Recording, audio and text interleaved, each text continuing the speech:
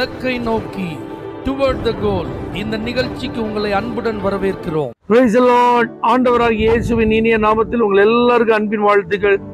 2 Samuel 16 அதிகாரம் 3 இன்று இஸ்ரவேல் வீட்டார் என் தகப்பனுடைய ராஜ்யத்தை என் வசமாய் திரும்ப பண்ணுவார்கள் என்றான் என்று சொன்னான்.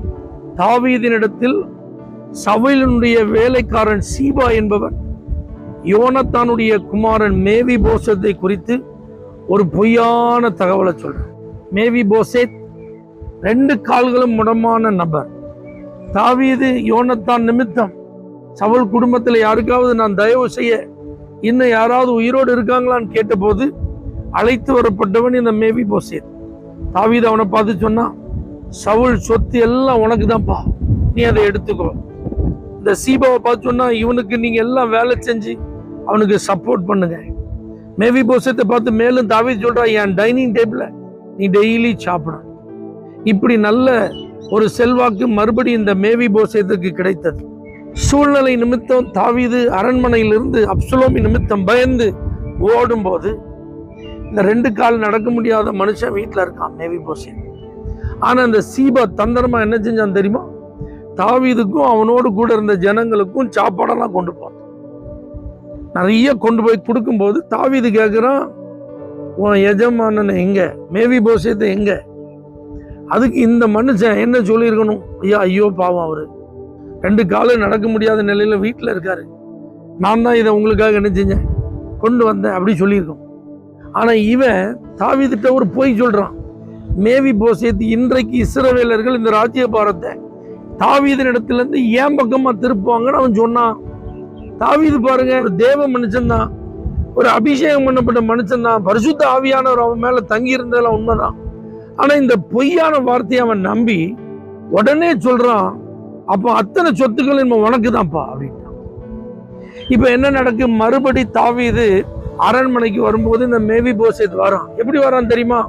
தாவீது போன நாள்ல இருந்து அவன் காலை சுத்தம் பண்ணல, அவன் ஷேவ் பண்ணல, அவன் நகம் வெட்டல, அவன் வஸ்திரத்தை துவைக்கல.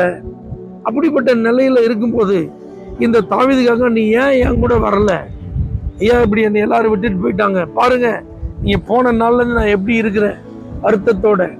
அவன் சொல்றான், உன் காரியத்தை பத்தி ஒன்னும் அதிகமா பேச வேண்டாம், சொத்தை நீனும் சீபாவை என்ன செய்யுங்க, பங்கு போட்டுக்கோங்கன்றான்.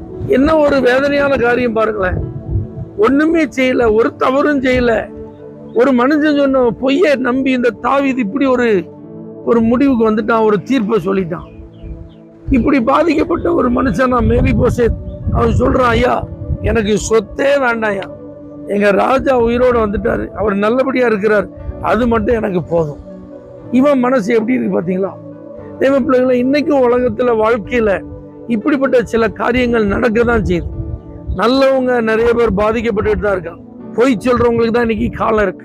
இன்னொருத்தரை எப்படி குற்றப்படுத்துவதற்கு ஏதாவது ஒரு வாய்ப்பு கிடைக்குங்கிறத பயன்படுத்தி அதை தங்களுக்கு சாதகமா மாத்துறவங்களுக்கு தான் இன்னைக்கு வாய்ப்பு இருக்கு. ஆனா நான் ஒரு உண்மையை சொல்லட்டுமா? தாவீது வேணா உன் சொத்தை நீங்க 2 பேரும் பங்கு போட்டுக்கோங்கன்னு சொல்லியிருக்கலாங்க. ஆனா கர்த்தருடைய பார்வையில சீபா அல்ல, மேவி போசேத் தான் நீதிமான். மேவி போசேத்துக்கு தான் கர்த்தரிடத்துல இருந்து அங்கீகாரம். இனி வரக்கூடிய காலங்கள்ல ஒரு பதில், ஒரு நியாயம் செய்யும் போது சீபாவுக்கு அல்ல, மேவி போசேத்துக்கு தான் நியாயம் செய்வார். இன்னைக்கு உங்களை நம்பாம, உண்மையை ஏற்றுக்கொள்ளாம, யாரோ ஒருத்தர் சொன்னதெல்லாம் கேட்டுட்டு உங்க மேல ஒரு தவறான அபிப்பிராயம், உங்க மேல ஒரு குற்றச்சாட்டு, உங்களுக்கு கிடைக்க வேண்டிய நன்மையை எடுத்து போடுதல், அல்லது உங்களிடத்துல இருந்து வாங்கி இன்னொரு பாதி இன்னொருத்தருக்கு கொடுத்தல், இப்படிலாம் ஏதாவது நடக்குது அப்படின்னா கர்த்தர்கிட்ட மட்டும் சொல்லிட்டே இருங்க. நிச்சயம் கர்த்தர் பதில் தருவார், கர்த்தர் நியாயம் செய்வார். தாவீது போல இருந்து நியாயம் செய்ய வேண்டிய ஆட்கள் நியாயம் செய்யாம போலாம். ஆனா கர்த்தர் அப்படி தாவீது மாதிரி மனுஷன் கிடையாது. கர்த்தர் நியாயம் செய்வார். நான் பாதிக்கப்பட்டு வருத்தப்படாதீங்க, கர்த்தர்கிட்ட உங்களுக்கு நல்ல பலன் இருக்கு. மேவி போசத்தை போல என்ன சொன்னாலும் எடுபடாதுங்கிற ஒரு நிலையில இருக்கீங்களா? வருத்தப்படாதீங்க, கர்த்தர் உங்களுக்கு அதற்கான பலன்களை தருவார். தேவனே, இப்படி யாராவது பாதிக்கப்பட்டிருப்பாங்கன்னா நீங்க பதில் செய்யுங்க, நீங்க அதுல ஈடுபடுங்க, நீங்க நியாயம் செய்யுங்க. இயேசுவின் நாமத்தில் பிதாவே, ஆமென். For prayer contact, Pastor J. J. Kumar, El Shaddai Ministries, 9500252586 Surandai.